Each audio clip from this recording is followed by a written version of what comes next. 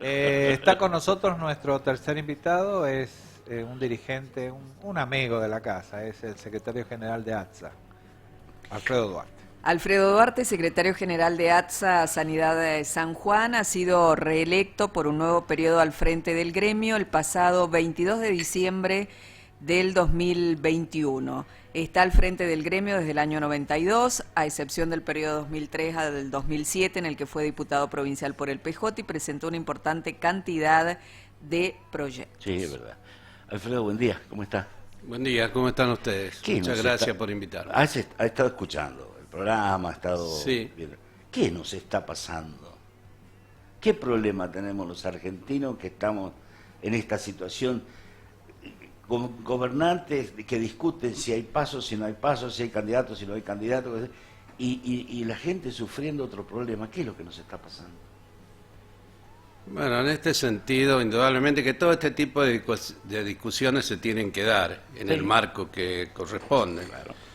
Pero tal vez hoy las urgencias son otras. Hay muchas necesidades a resolver, sobre todo el trabajo formal, fundamentalmente porque se han perdido muchas fuentes de trabajo, fruto de la pandemia. Pero hay cosas que yo no alcanzo a entender, será por mi ignorancia, por cuanto vemos que sucede algo en el resto del mundo, y si miramos para atrás, el efecto tequila tuvimos problemas, el efecto arroz tuvimos problemas, y ahora estamos hablando de Brothers, el Lehman Brothers, el de la hipoteca superprime en Estados Unidos. Nosotros tenemos problemas, ahora una guerra, para mí no es una guerra, es una invasión de una potencia hacia un país, y además con consecuencias nefastas, sin mirar consecuencias, porque bombardean hospitales, escuelas, matan civiles. Tremendo. Es decir, una situación difícil. No veo por qué nos afecta a nosotros. Esto, por eso decía, tal vez sea mi ignorancia, porque si nosotros tenemos una inflación que no la podemos controlar y encima ahora le agregamos 10 o 15 puntos más por la guerra, nos dicen. Por las dudas. No entiendo, o sea... por eso le decía de mi ignorancia, necesitaré mayor explicación sobre esto y poder entender las causales en nuestro país. Pero lo cierto cuando dicen el mundo está globalizado, lo que pasa en cualquier lugar del mundo impacta. Sí, bueno, pero las cosas buenas que pasan en el mundo nunca llegan a la Argentina. No, tiene razón. Es decir, llega todo lo malo, o sea, todo lo malo llega rápido y nos produce un caos. Y las consecuencias hacia la población en general. Pero las cosas buenas que tienen los otros países, controlada en alguna medida una inflación, el crecimiento... Eso no nos contagia. Eso no nos contagia nunca a nosotros. Y por eso digo, es ignorancia total de mi parte que no alcanzo a entender.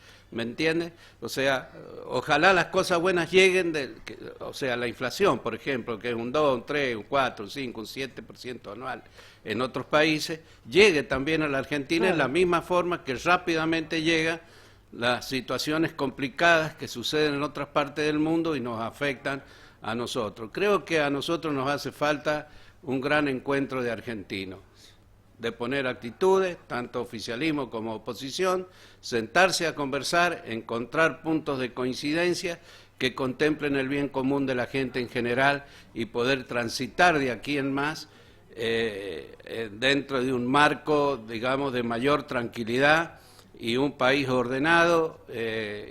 Somos un país muy grande, con muchas riquezas, pero estamos totalmente desordenados. Es decir, lamentablemente es lo que yo observo y que no encontramos los puntos de coincidencia que nos permitan crecer y de esta manera que este crecimiento recaiga en toda la población y de esta forma poder ir superando los inconvenientes que tenemos, sobre todo solucionar este problema que es un flagelo, la inflación, que te deteriora rápidamente el poder adquisitivo de cualquier salario. Entonces, estas son las cosas que tenemos que encontrar de fondo, solucionarlas o tratar de solucionarlas rápidamente, y quienes tienen que hacerlo son los referentes políticos más importantes de este país, ya sean oficialismo u oposición. Si nos peleamos entre nosotros nos va a ir yendo o nos va a seguir yendo muy mal. Como dice Martín Fierro. efectivamente. Alfredo, uno de los ejes del discurso del gobernador Sergio Ñaca ayer en la Cámara de Diputados fue la infraestructura hospitalaria en la provincia. Él hizo un resumen, dijo que hay, entre los hospitales que se han construido, los que se están construyendo y los que están en proyecto, hay 12 hospitales.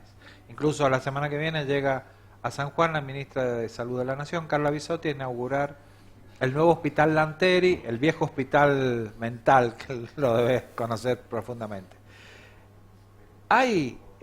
Esos hospitales hay que equiparlos y hay que dotarlos de personal. Lo hemos hablado otras veces. ¿Cómo está la situación de la gente, los trabajadores? ¿Hay suficientes? ¿Están capacitados? ¿Se están haciendo las gestiones para que haya más personal? Qué temita que le toca. Sí, no, es un tema, es muy importante la infraestructura, las plantas Obvio, edilicias, Obvio. Indudablemente tener hospitales importantes con todas las prestaciones y especialidades médicas son fundamentales. Es decir, en buena hora que quien vive en los departamentos alejados no tenga que concurrir a la capital, excepto por cuestiones de estudio, digamos, de alta complejidad, pero que sea atendido en los centros asistenciales de la periferia como corresponde. Es muy importante esto de la creación de nuevas estructuras hospitalarias, es fundamental. Ustedes saben que las estructuras hospitalarias en el interior de la provincia son de muchos años y hay que adecuarlas a la situación o a la realidad que nos toca vivir actualmente. Pero esto es un viejo reclamo de la sociedad en general, y el reclamo nuestro es que toda vez que se realiza un nuevo hospital, que repito, es muy importante, con nueva infraestructura, con mayor capacidad técnica, con mayor cantidad de especialidades médicas que son muy importantes, esto tiene que ir acompañado también con la designación del personal necesario para cubrir todas las necesidades. Ustedes fíjense en que se han inaugurado hospitales, podemos hablar del hospital de Mediagua, del hospital de Albardón, el hospital de Pocito, que antes tenían 10 o 12 camas y hoy han pasado a tener el doble o el triple de cantidad de camas. Pero esto no ha ido acompañado con la cantidad del personal necesario para atender esta mayor cantidad de camas o de atención que tiene que darse a la población en general. Por eso esto es una cuestión que siempre lo hablamos con las autoridades de gobierno, fundamentalmente en el ámbito de salud pública, donde nosotros ponemos énfasis en esta situación, porque entendemos que hoy ha quedado demostrado con esto que nos pasó con la pandemia, el personal de salud ha trabajado a destajo, se han sobrecargado en sus tareas habituales porque en muchos casos faltaba personal de relevo, porque también tenemos que descansar, no hay que olvidarse que es muy estresante nuestra actividad y por lo tanto tenemos que tener el reemplazo necesario en todos los centros asistenciales, ya sea públicos y privados, porque los privados también tienen que tener la cantidad de personal necesario para cubrir los requerimientos de la salud de la población, ¿no? El rector de la Universidad Nacional de San Juan, Tadeo Berenguer, en ese lugar en el que está sentado, dijo la semana pasada que están creando carreras como la de enfermería y obstetricia, son básicas en el sistema sanitario, en los departamentos, porque cuando se dictan en la capital, en la ciudad de San Juan, se quedan a trabajar acá y no hay quien quiera ir a los departamentos. ¿Es así? ¿Coincides con esa...?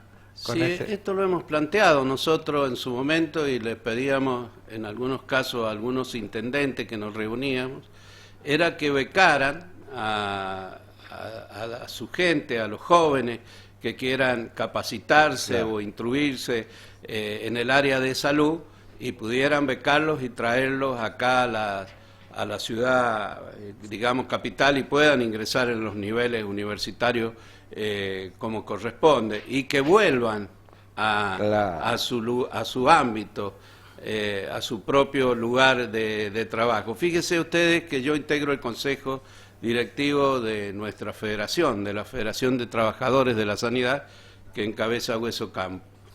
Y nosotros tenemos un convenio en el norte para capacitar a los hijos de de Ajá. los pueblos originarios, en este caso de los huichis. Bien. Hemos firmado convenio con 17 caciques distintos y hemos traído a los jóvenes a la ciudad capital, en este caso de Tucumán, indudablemente dejarlos a ellos hacer toda su actividad como la hacen en su lugar o en su terruño.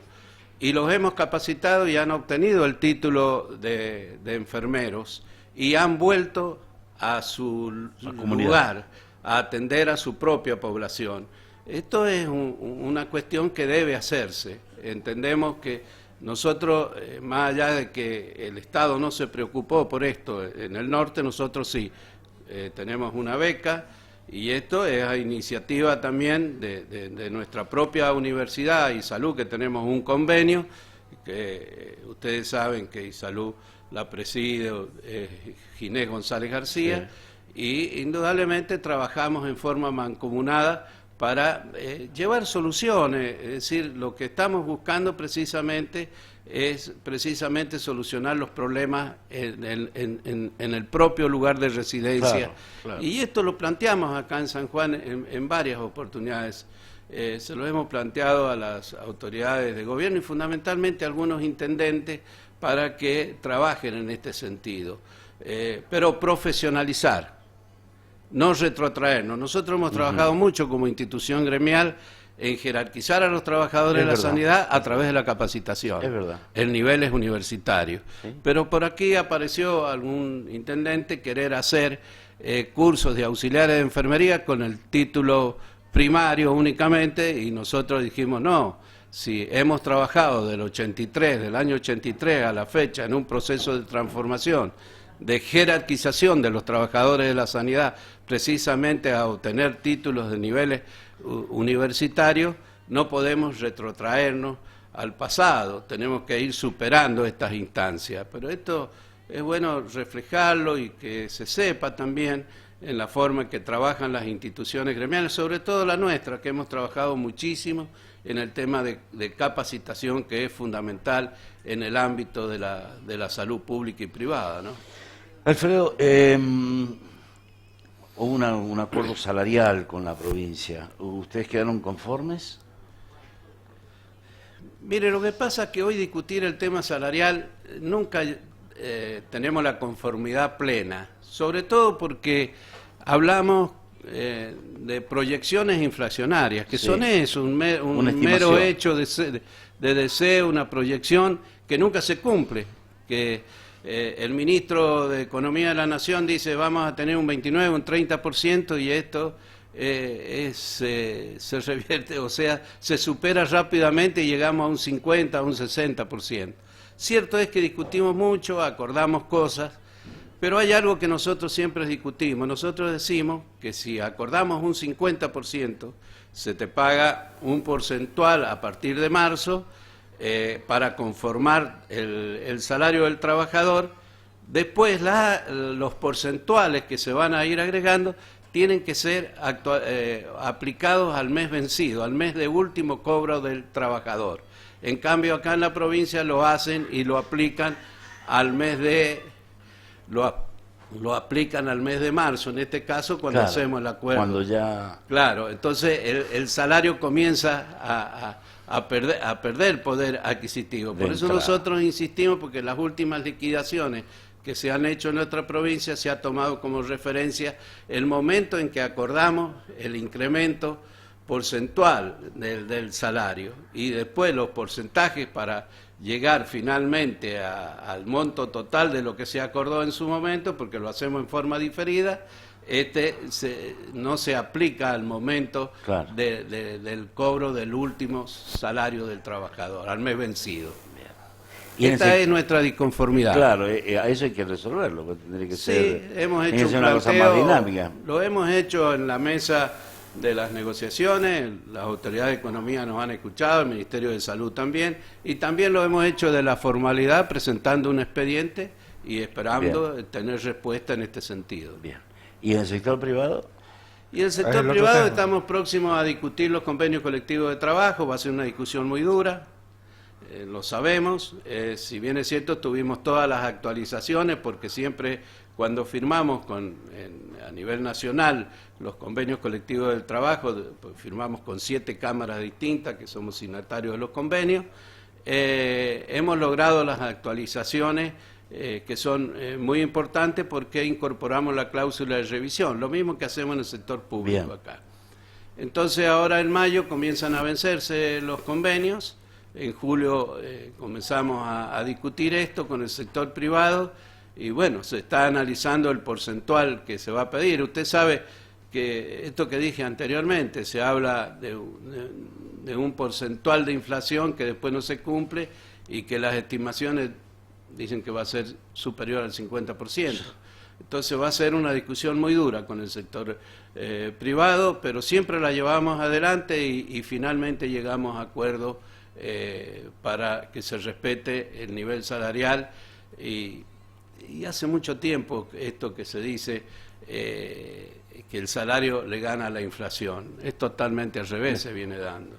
El salario nunca llega a ganarle a la inflación y el trabajador cada vez pierde mayor poder adquisitivo de su salario, ¿no? Muy bien, muy interesante. Una última cosita muy breve, por favor, porque ya estamos excedidos de tiempo. En el gremio hubo renovación de autoridades, hubo una lista única. ¿Cómo está hoy el gremio, después de haber vuelto a asumir el cargo, me imagino? Sí, efectivamente tuvimos elecciones el 22 de diciembre del 2021. Usted sabe que hubo un proceso de no renovación de autoridades por el tema de la pandemia, o sea, tuvimos prácticamente 1 año y medio, 2. ¿Con mandato prorrogado? Con mandato prorrogado, por un decreto presidencial y del Ministerio de Trabajo de la Nación. Una vez vencido esto, ya convocamos, se hizo la convocatoria. Es primera vez que no tenemos oposición, cuestión que nos llamó la atención. Nosotros nos presentamos como lista única, en definitiva, y vamos a continuar conduciendo el gremio con toda la comisión directiva que venimos trabajando de hace muchísimos años. No se desmembró nunca la comisión directiva, tenemos consenso. Cosa que ha pasado en otros gremios. Sí, a nosotros no nos ha ocurrido esto. Obviamente que discutimos, dialogamos, intercambiamos ideas y opiniones. Esto no es, no es todo color de rosa. No son carmelitas de calza. No somos carmelitas de calza. Seguro. Pero realmente hemos llegado después de muchos años, transitar juntos, toda la comisión directiva, y en esto yo soy muy agradecido de todas las compañeras y compañeros que estamos en la institución sindical, porque tenemos claro que tenemos que trabajar en unidad. En la medida que el movimiento obrero esté unido, son importantes los logros. Cuando a vos te atomizan o te atomizás, indudablemente son difíciles encontrar soluciones.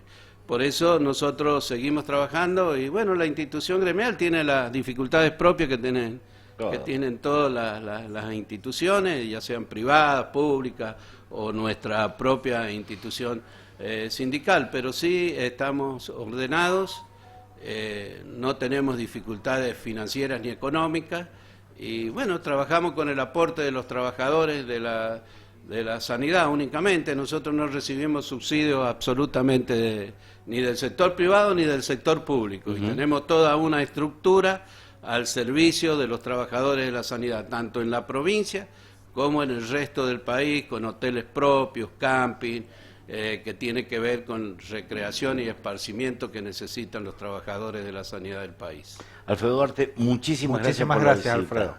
Yo les agradezco por haberme invitado. Bueno, venga pronto, vamos a comer un cafecito, vamos a charlar. Sí, volvemos.